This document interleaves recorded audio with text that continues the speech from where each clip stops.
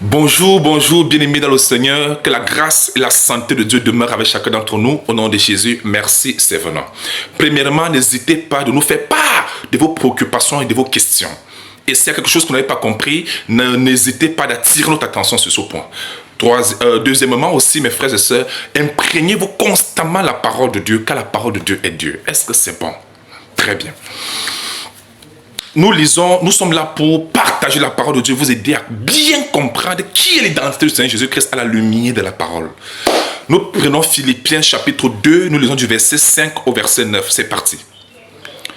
Ayez en vous les sentiments qui étaient en Jésus-Christ, lequel, virgule, vous voyez, lequel là c'est de Jésus-Christ qu'il est question. Donc tout ce que nous allons lire là concerne Jésus-Christ.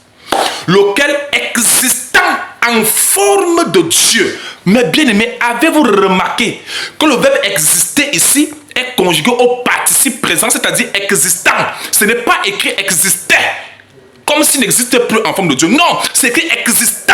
Le mot existant veut dire qu'il a existé en tant que Dieu, il existe en tant que Dieu, il existera toujours.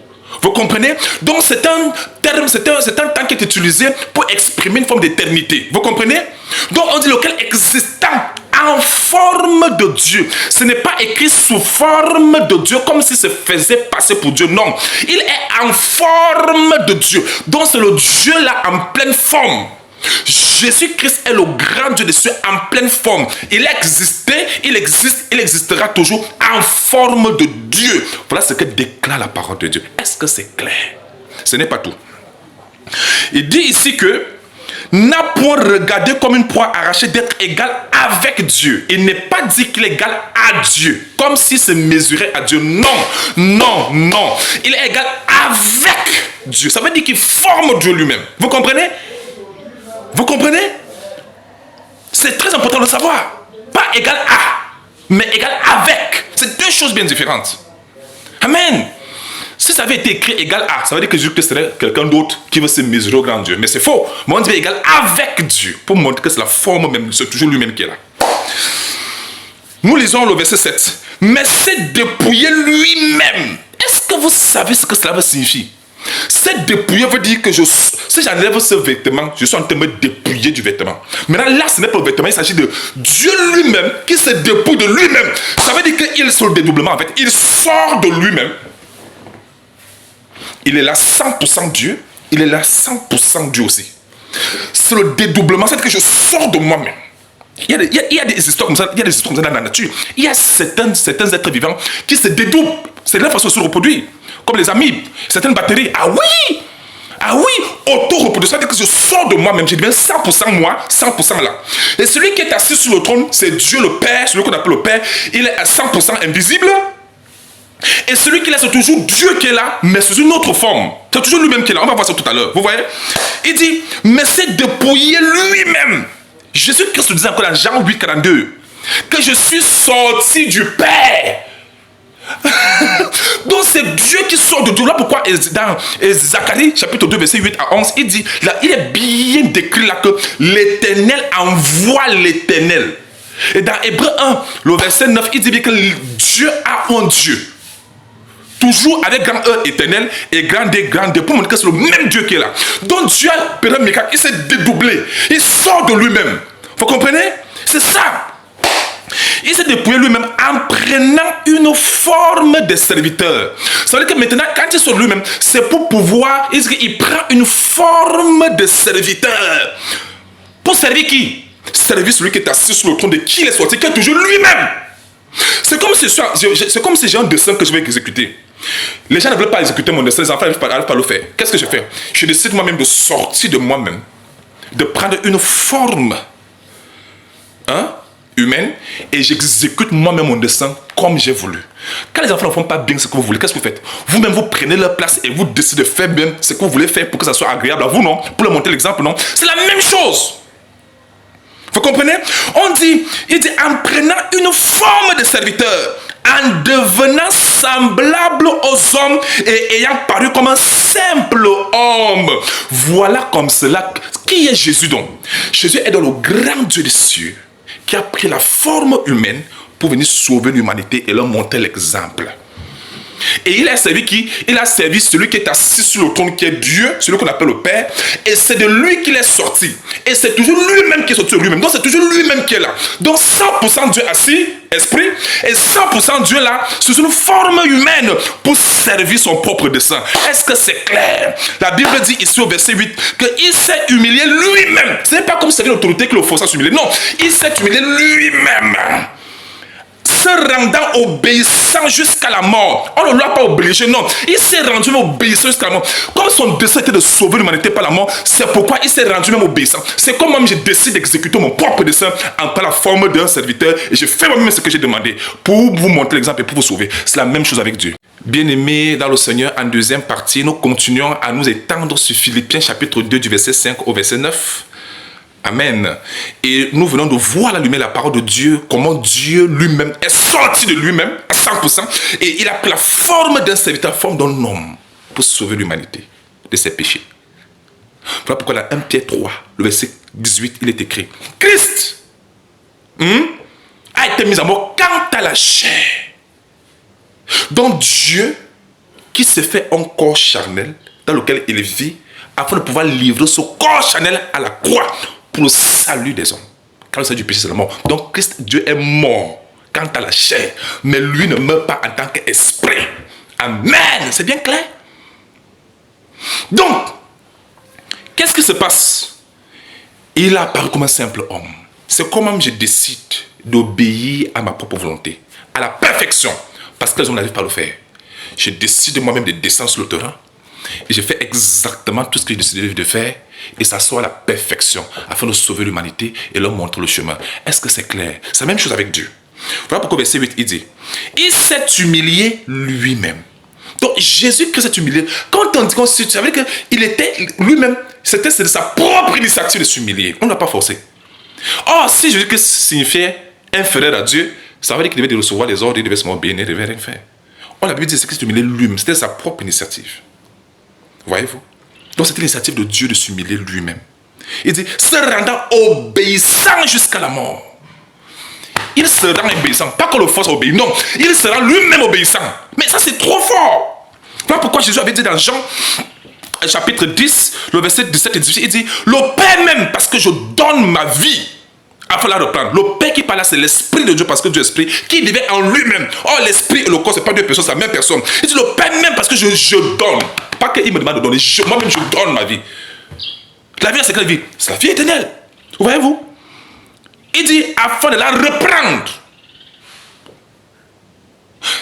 Il dit au verset 10, 18 que personne ne me le ôte. On n'a pas tué Jésus. Jésus s'est livré à la mort pour nous. Ah oui. Personne ne me le ôte. Il dit, mais je la donne de moi-même. Ceux qui pensent que c'est le Père qui a ordonné au Fils qui va donner la vie, c'est faux. Voilà ça. Jésus dit que je donne de moi-même. Ma propre initiative. Qui est-il pour parler comme ça? C'est parce que le grand Dieu des cieux manifesté en chair. Dieu ne reçoit pas les ordres de qui que ce soit. Il fait les choses par lui-même. Amen. Et il dit ici que j'ai le pouvoir de la donner et j'ai le pouvoir, Seigneur, de la reprendre. Tel est l'ordre que j'ai reçu de mon Père. Le Père, quand je parlais là, quand je parle là, c'est l'Esprit de Dieu qui est en lui, parce que Dieu est Esprit. Et l'Esprit, le corps, c'est une seule personne. Est-ce que c'est clair? Donc, pour montrer que Jésus-Christ était autonome dans son travail. Et quand il parle de Père, il parle de l'Esprit qui est en lui. Et quand on parlait de Fils, on parlait de celui qu'on nous voyons là. Les gens voyaient. Oh, l'Esprit et le corps, c'est la même personne. Je ne fais que le répéter tout à l'heure. Alors, il dit, il s'est humilié lui-même juste, il s'est rendu obéissant jusqu'à la mort, même jusqu'à la mort la croix. Le verset 9 dit, c'est pourquoi aussi Dieu l'a souverainement élevé. Quel est ce Dieu qui a souverainement élevé Jésus? Le Dieu là, c'est l'Esprit qui habitait Christ. Colossiens chapitre 2, le verset 9, version français, Coran dit, tout ce qui est en Dieu a pris corps en Christ. Tout ce qui est en Dieu a pris corps dans le Christ et habite pleinement en lui. C'est comme ça que c'est écrit dans Colossiens 2, verset 9. Pour montrer que Jésus-Christ n'est pas n'importe qui. Maintenant, le Dieu qu'il a élevé, c'est l'Esprit de Dieu qui est toujours lui-même, qui a élevé le corps. Vous comprenez? C'est comme mon esprit sort de mon corps et mon corps meurt. Et puis pour que mon corps reprenne vie, il faut que mon esprit vienne encore entrer et mon corps reprenne vie. C'est pourquoi l'Esprit de Dieu, qui est toujours Dieu lui-même, voyez-vous, est encore entré dans le corps et a ramené le corps de Christ à la vie. Or, l'esprit et le corps, ce n'est pas deux personnes, c'est la même personne. Ton esprit et ton corps, c'est toujours toi-même. Pourquoi tu veux la vie, n'est-ce pas? C'est ton esprit qui te ramène à la vie. Quand ton esprit entre en corps, n'est-ce pas, tu commences à vivre. C'est la même chose avec Dieu. Et c'est confirmé dans Romains 8, le verset 11. Donc Dieu l'a souverainement élevé. Donc l'esprit a souverainement élevé le corps dans lequel il vivait. Vous comprenez? Il veut dire qu'il lui a donné un nom au-dessus de tout nom.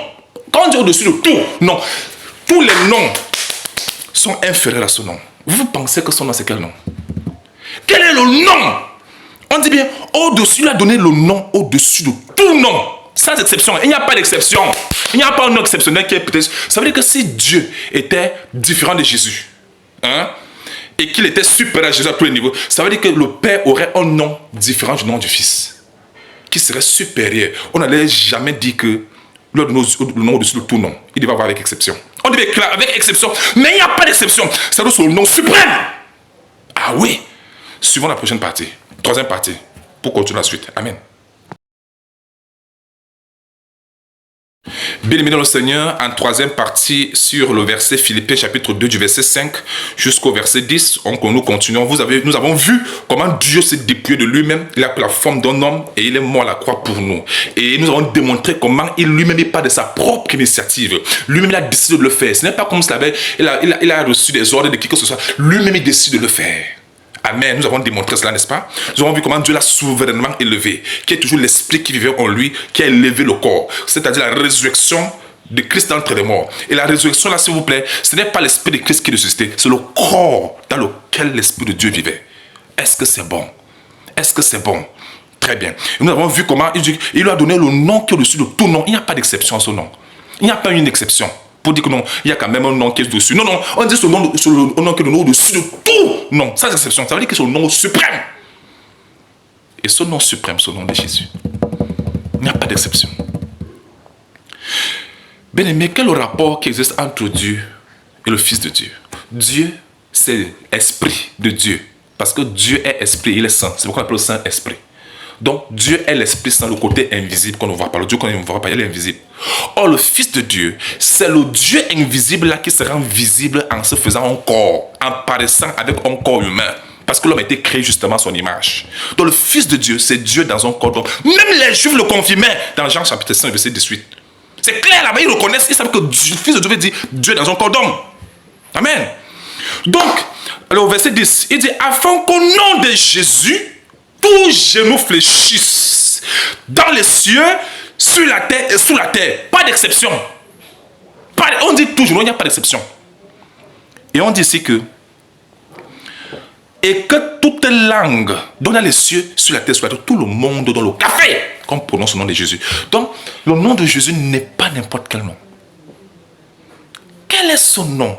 Lorsqu'on prononce son nom, tous genoux fléchissent, que ce soit dans les cieux, sur la terre, sous la terre. C'est le nom de Dieu. Il n'y a que le nom de Dieu. Jésus ne peut pas être quelqu'un d'autre que Dieu. Parce que les attributs qu'on donne, ce sont les attributs qui sont donnés à Dieu lui-même. Est-ce que vous savez qu'en Apocalypse chapitre 5, dans tout le chapitre là, tous les êtres vivants au ciel adorent Jésus, l'agneau.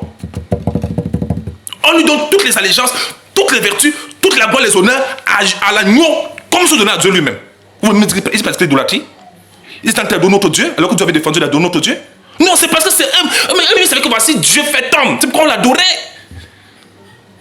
D'après ce 22, est-ce que vous savez que Dieu lui-même assis sur son trône avec l'agneau, qui est toujours lui-même sur le côté visible, Amen. Le verset 11. Et que toute langue confesse que Jésus-Christ est Seigneur à la gloire de Dieu le Père. Voilà, alors là où les gens n'ont pas compris ça. Quand on dit Jésus-Christ est Seigneur à la gloire de Dieu le Père, est-ce que vous comprenez même ce que ça veut dire? Ça veut dire que Jésus-Christ a la gloire qui est la dimension du Père. Ça veut dire que c'est la gloire du Père que Jésus-Christ est revêtu. C'est la gloire du Père dont Jésus-Christ est revêtu. Vous avez vu? On dit à la gloire du Père. Ça veut dire qu'il a la gloire qui a la même dimension que la gloire du Père. Ça veut dire comme il n'y a donc pas deux gloires. C'est-à-dire la gloire du Fils, la gloire du Père, ça fait deux gloires différentes. Et l'autre, non, non. Ça, on a te fait comprendre que la dimension de la gloire du Père, c'est la dimension de la gloire que Jésus-Christ a. Voilà pourquoi on dit que toute langue confesse que Jésus-Christ est Seigneur à à la gloire, à la mesure, à la dimension du Père. C'est-à-dire que c'est le Père lui-même qui est là, parce qu'il n'existe pas deux Pères célestes. Vous avez compris? Est-ce que c'est trop clair? Afin qu'au nom de Jésus, tous nous fléchissent dans les cieux, sur la terre. Il dit, et que tout... Voilà pourquoi les démons obéissent, hein, au nom de Jésus, parce que c'est au nom de Dieu. Il dit, et que toute langue confesse. Donc, si tu as une langue, toi qui me écoutes, si tu as une langue comme ça, là, tu dois confesser. C'est ta langue normale. Tu dois confesser que Jésus-Christ est Seigneur. Il n'y a pas deux seigneurs, avec un S, c'est un seul Seigneur. À la dimension du Père, à la gloire du Père, à la mesure du Père. Donc la dimension de la gloire du Père, c'est la dimension de Christ. Parce qu'il est Père lui-même, comme l'avait déclaré Ésaïe 9, le verset 5. Cet enfant qui nous est né, ce fils qui nous est donné, on l'appellera Père éternel, Dieu puissant. Quand les disciples ont demandé dans Jean 14, verset 6, verset 8, montre-nous le Père, ça ne suffit. Il dit, mais il y a si longtemps que je suis avec vous, tu ne m'as pas connu, Philippe. Celui qui m'a vu a vu le Père. La gloire que Christ avait, c'est la gloire du Père. Vous comprenez? La gloire est la gloire, la dimension du Père. Alors que même un fils humain ne peut pas avoir une dimension qui a la dimension de son Père. Ce n'est pas possible. Mais ici, il est clairement démontré que la gloire de Christ, c'est la gloire à la mesure de la gloire du Père. À la gloire du Père. C'est de ça qu'il s'agit, la dimension. Jésus-Christ n'est pas n'importe qui, c'est le grand Dieu de se manifester en chair. Amen. Amen. Jésus-Christ n'est pas n'importe qui. Il est le grand Dieu de se manifester en chair. Oh, Colossiens chapitre 2, le verset 9, j'aime beaucoup ce passage-là, version français courant. Il dit que tout ce qui est en Dieu a pris corps dans le Christ. Corps, dans le Christ. Et habite pleinement en lui. Donc Jésus-Christ est le grand Dieu des cieux, manifesté dans un corps d'homme. Comme l'homme a été créé à l'image de Dieu, voilà pourquoi Dieu s'est présenté dans une forme humaine pour sauver l'humanité.